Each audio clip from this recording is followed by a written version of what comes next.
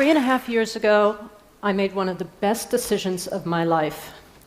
As my New Year's resolution, I gave up dieting, stopped worrying about my weight, and learned to eat mindfully. Now, I eat whenever I'm hungry, and I've lost 10 pounds. This was me at age 13 when I started my first diet. I look at that picture now and I think, you did not need a diet, you needed a fashion consult. But I thought I needed to lose weight. And when I gained it back, of course, I blamed myself. For the next 3 decades, I was on and off various diets. No matter what I tried, the weight I'd lost always came back. I'm sure many of you know the feeling. As a neuroscientist, I wondered, why is this so hard? Obviously, how much you weigh depends on how much you eat and how much energy you burn. What most people don't realize is that hunger and energy use are controlled by the brain, mostly without your awareness. Your brain does a lot of its work behind the scenes. And that is a good thing, because your conscious mind, how do we put this politely, it's easily distracted. It's good that you don't have to remember to breathe when you get caught up in a movie. You don't forget how to walk because you're thinking about what to have for dinner. Your brain also has its own sense of what you should weigh, no matter what you consciously believe. This is called your set point, but that's a misleading term because it's actually a range of about 10 or 15 pounds.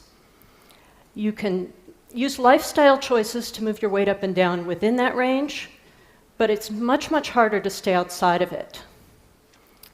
The hypothalamus, the part of the brain that regulates body weight, there are more than a dozen chemical signals in the brain that tell your body to gain weight, more than another dozen that tell your body to lose it.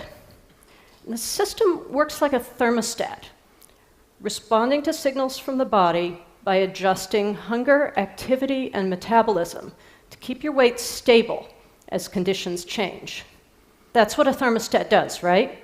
It keeps the temperature in your house the same as the weather changes outside. Now, you can try to change the temperature in your house by opening a window in the winter, but that's not going to change the setting on the thermostat, which will respond by kicking on the furnace to warm the place back up. Your brain works exactly the same way, responding to weight loss by using powerful tools to push your body back to what it considers normal. If you lose a lot of weight, your brain reacts as if you were starving. And whether you started out fat or thin, your brain's response is exactly the same. We would love to think that your brain could tell whether you need to lose weight or not, but it can't. If you do lose a lot of weight, you become hungry, and your muscles burn less energy.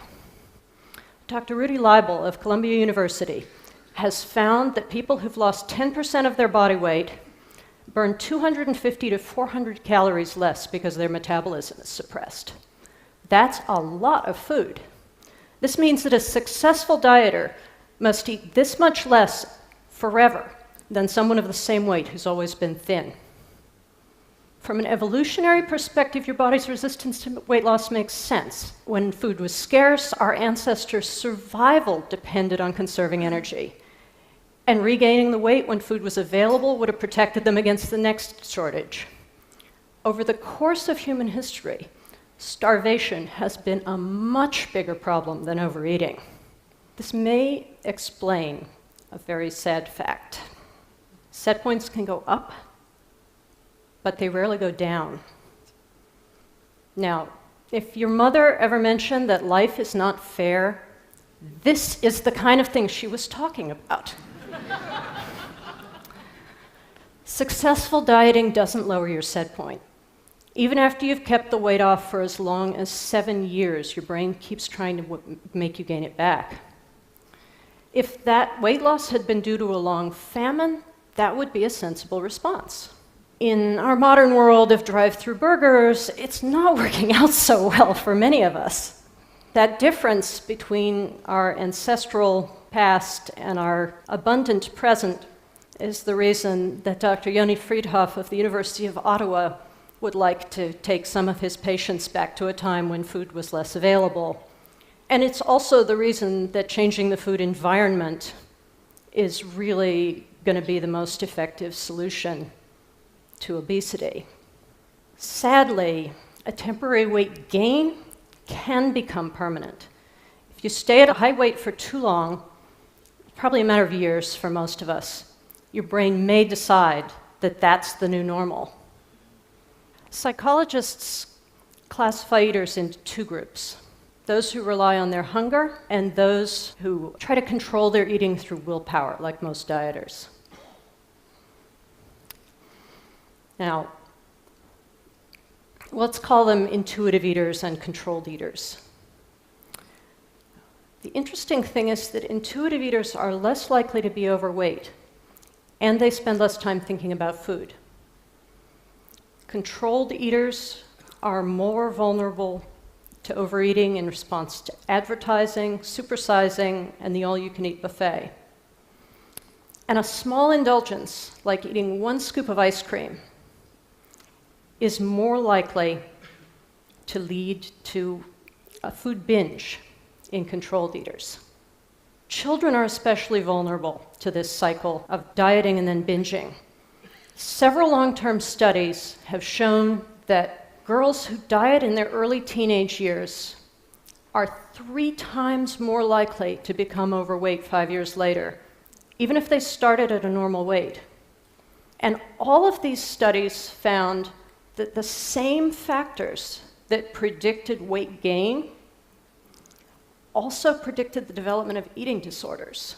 The other factor, by the way, those of you who are parents, was being teased by family members about their weight.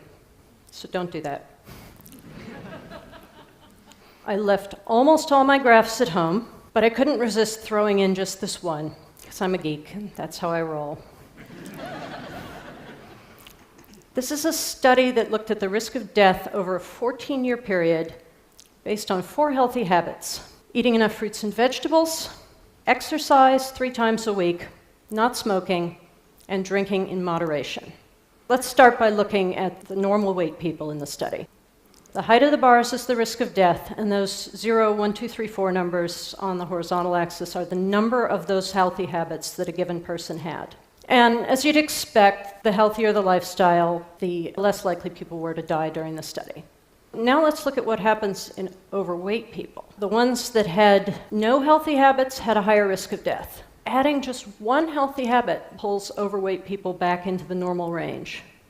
For obese people with no healthy habits, the risk is very high, 7 times higher than the healthiest groups in the study. But a healthy lifestyle helps obese people too.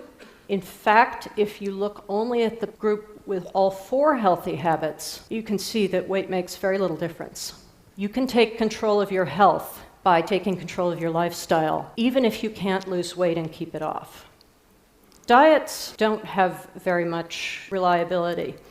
5 years after a diet, most people have regained the weight. 40% of them have gained even more. If you think about this, the typical outcome of dieting is that you're more likely to gain weight in the long run than to lose it. If I've convinced you that dieting might be a problem, the next question is, what do you do about it? And my answer, in a word, is mindfulness. I'm not saying you need to learn to meditate or take up yoga. I'm talking about mindful eating. Learning to understand your body's signals so that you eat when you're hungry and stop when you're full. Because a lot of weight gain boils down to eating when you're not hungry. How do you do it? Give yourself permission to eat as much as you want, and then work on figuring out what makes your body feel good. Sit down to regular meals without distractions. Think about how your body feels when you start to eat and when you stop, and let your hunger decide when you should be done. It took about a year for me to learn this, but it's really been worth it. I am so much more relaxed around food than I have ever been in my life.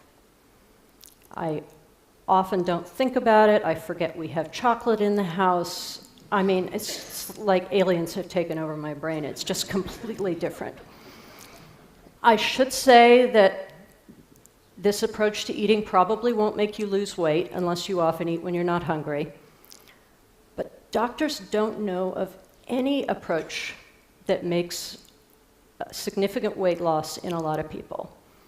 And that is why a lot of people are now focusing on preventing weight gain instead of promoting weight loss.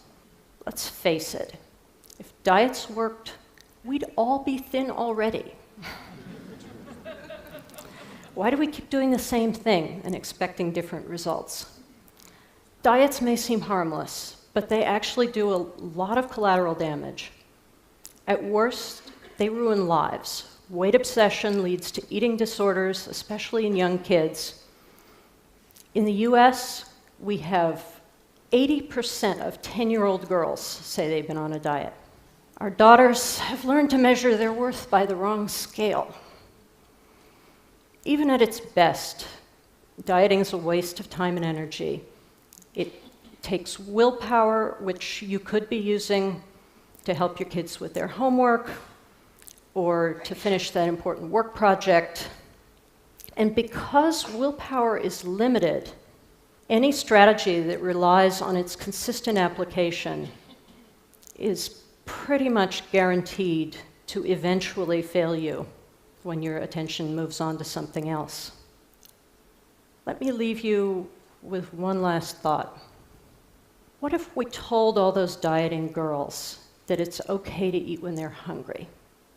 What if we taught them to work with their appetite instead of fearing it? I think most of them would be happier and healthier. And as adults, many of them would probably be thinner. I wish someone had told me that back when I was 13.